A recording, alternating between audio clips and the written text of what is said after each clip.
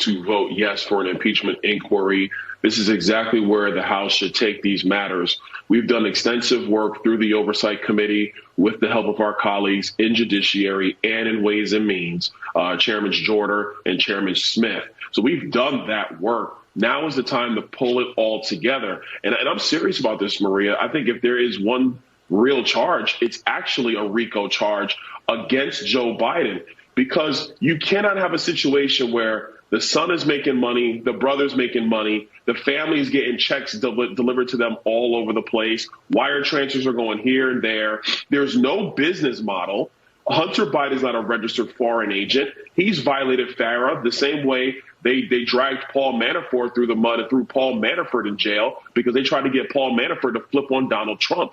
That's what's been going on with the Biden family, and the Department of Justice has been covering up for this. The FBI did not do full investigations over this, and so it is incumbent for House Republicans to step up and get the job done for the American people. All right, guys, so we got to talk about the possible impeachment of Joe Biden and his crimes related to selling influence overseas with his son, Hunter Biden. The GOP, led by Kevin McCarthy, pressured by Trump, has decided that come September, they could start the vote to initiate an impeachment inquiry against Joe Biden. And I want to go ahead and play a clip of Kevin McCarthy discussing the possibility or the timeline in which we will see an impeachment inquiry launched against Joe Biden, because now they're getting a whole lot of pressure to go ahead and to do something, okay? We've heard enough about the allegations against the Biden crime family. Now we want to see some action. Will you bring an impeachment inquiry against President Biden this September?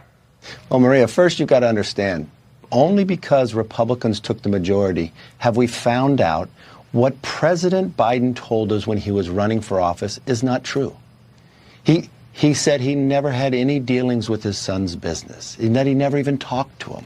We've now found out not only did he call into the meetings, he went to dinner, and after the dinner, Hunter Biden got a new Porsche, that there was $3.5 million transferred. We now found out as he was a sitting vice president, the family created 20 shell companies. They received 16 of 17 payments from Romania while he was vice president.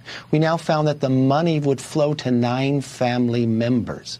He has to continue to change this. But since then, we found a movement of his administration of weaponization.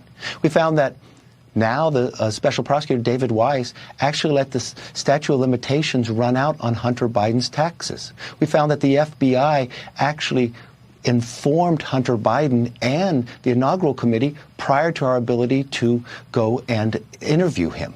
We also have a DOJ that tried to give a sweetheart deal to Hunter Biden, and the judge said no.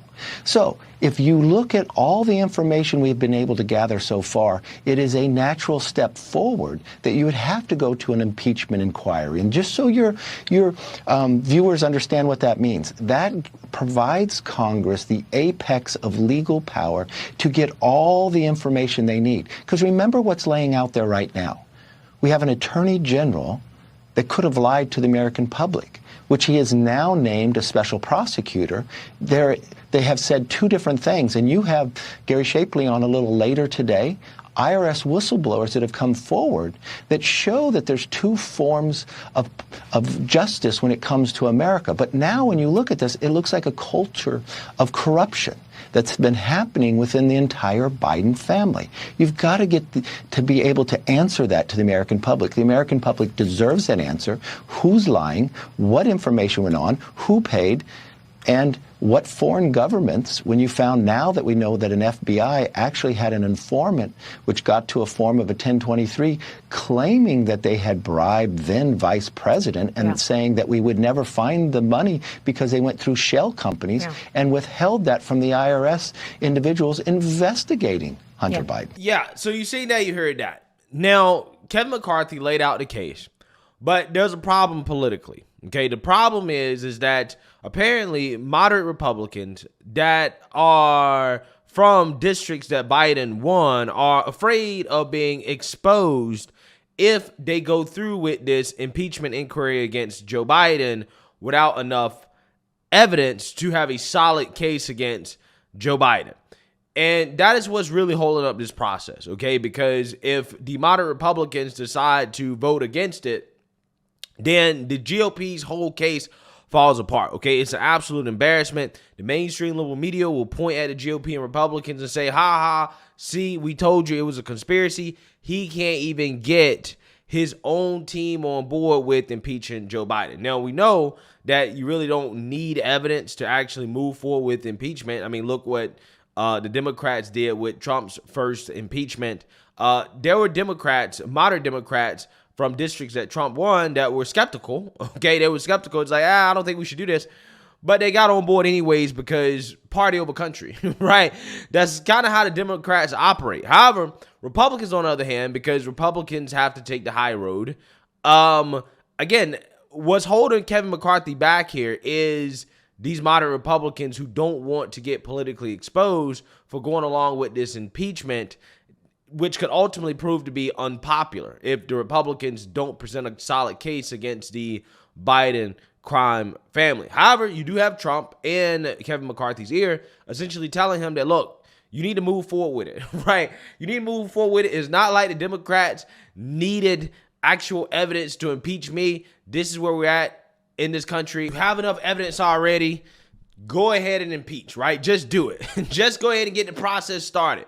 Okay, this is what Trump is saying. And, you know, he has a point because he's going to be put on trial and they're basically using Trump's trials and his legal troubles in order to try to sway the outcome of the election.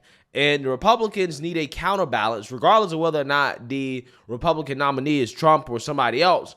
They need a counterbalance, right? They need something else to basically take the attention away from the Trump trials. And I definitely think that this impeachment, as far as the evidence that we have thus far, I think is legitimate because maybe, just maybe, we won't be able to get the bank statements without the impeachment inquiry, right? We won't be able to get the direct evidence that shows that, hey, Joe Biden received money in his bank account. Like Joe Biden got paid for what Hunter Biden was doing, which is ultimately what the GOP is looking for. And it may be that they know that this information is out there.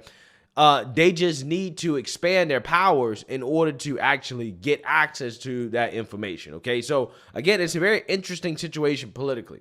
However, what I want to talk about is the mainstream liberal media response to this, particularly somebody like Joy Reid. And the reason why I want to talk about it is because Joy Reid's discussion of Biden's impeachment really does show you guys why most of this country is ignorant, because we do not have any real journalists in the mainstream liberal media that are willing to at least inform the American people on the truth and let them know about what's actually going on in Congress. And this is going to be put on display by Joy Reid, because what she's going to do here is that she's going to discuss Kevin McCarthy impeaching Biden, but she's going to go out of her way to not explain to her audience why the Republicans are considering impeaching Joe Biden. Take a look. Kevin McCarthy is saying he's getting all his ducks in a row for impeachment. It's ridiculous. They're going to impeach Biden for being old. I mean, I really don't know what for existing and being named Biden. But it seems like he has to do these things. He has to let them go through these exercises of, we're going to defund, Jack Smith's office, and we're going to pretend like we can defund state prosecutors. He has to let them go through the exercise in order to stay in power, right? Is that the way to read him? Oh, yeah. I mean, again, after the marathon round that was Kevin McCarthy limping into the speaker's office. 15 votes. And like you called it, I think, de facto speaker, Marjorie Taylor Greene. Yeah. It's like, these are the people who are actually running the show. McCarthy's just there as a figurehead. He is someone who wields no power, no influence. He is being held hostage by the crazy MAGA right extremists that are now part of the insurrectionist LLC, that is the Judiciary Committee, that masquerades around and tries to use the guise of congressional power to justify their political witch hunts. And McCarthy is going to sit there and rubber stamp it, because if the minute that he doesn't do what they want and this stuff, yeah, and that, my friends, is why liberals are ignorant, okay? Because Joy Reid, as a journalist, didn't even go out of her way to explain, hey, this is the honest reason why they are trying to impeach Joe Biden, right? These are the allegations, okay? No, she didn't even do that. She went out of her way to make sure her audience is ignorant and that they know nothing about it by saying that, well, Republicans are impeaching Biden for being old and existing, which, again, is just a complete failure of journalism on her part, okay, in which, you know, you would think that at the very least she would say that, hey, these are the allegations. This is what, you know, Hunter Biden was doing in Ukraine and Joe Biden's involvement, and this is what the GOP is alleging. But she doesn't even do that. I'm pretty sure she's never talked about that, right? I'm pretty sure she's actually never sat down and talked about the allegations that against Joe and Hunter Biden and why we're even talking about impeachment in the first place. And again, it just shows you guys just how much of a joke she is. Because no matter how biased you are, okay, as an opinion host, which that's what she is, she's not a real journalist, you would think at the very least you would honestly explain to your audience, this is what this person is being accused of. When I come up here and I talk about Trump's indictments, I always tell you guys, well, this is what the indictments are about, right? I don't say, well, they're indicting him because, you know, he's old or whatever. I mean, they are indicting him because they're going after political opponents. I think it's BS. But regardless of whether or not I think it's BS, I always explain what the rationale is, okay, from the prosecutors. Joy Reid doesn't even go that far. She doesn't even want to explain at all. She doesn't want her audience to know anything at all about the allegations against Joe. And this is why I tell you guys the impeachment thing is such a big deal and why the key really here is to get it to a Senate trial where it will be televised and people will be able to actually really see the arguments against the Biden crime family and they can be exposed on a national stage because there's no way the mainstream liberal media won't cover it. They'll have to cover it, right? I mean, you're talking about potentially getting rid of a sitting president. So they'll definitely cover it. And it needs to line up in the summer before the election, right? It needs to be during a time in which GOP, and I hope they do, I hope that they can actually present a convincing case to the American people and essentially create an equivalency between Biden and Trump. I mean, that's the political goal here. I think the Biden administration obviously and clearly committed crimes. I think that Biden was bribed. I think he was selling influence overseas. I do believe that, okay? Personally, I think there's actually crime, but the political aspect of it, again, the goal here is to just educate the American people. Because, again, there's a lot of people in this country that don't know anything about this. We saw that the data showed that if the mainstream liberal media did not cover up the Hunter Biden laptop story, that Trump would still be president. And we cannot let that type of covering up of information happen again in 2024. Because I do believe that the American people knew about the allegations against the Biden crime family, that I think a lot of people would create that equivalency to Trump, and that would basically be a wash at that point going into the general election. Well, they both, you know, committed crimes, right? I mean, that's kind of the way you want to put it, right? That's kind of what the goal is. But again, it's fascinating to me how this person can call herself a journalist, but won't even explain to her audience what the allegations are against Biden. I mean, she can come out here and say, hey, I don't believe him, or they don't have enough evidence. That's what CNN does, right? But MSNBC is so radical and extreme and so far left, they won't even discuss the allegations, right? They won't even tell their audience, this is what the GOP is accusing Biden of. It's pretty fascinating stuff to see. It really is. She really is. She's living in her own bubble, right? Joy Reid is honestly disgraceful. Let me know what you guys think. Make sure you like, comment, and subscribe. Most importantly, share a Black conservative perspective. Peace.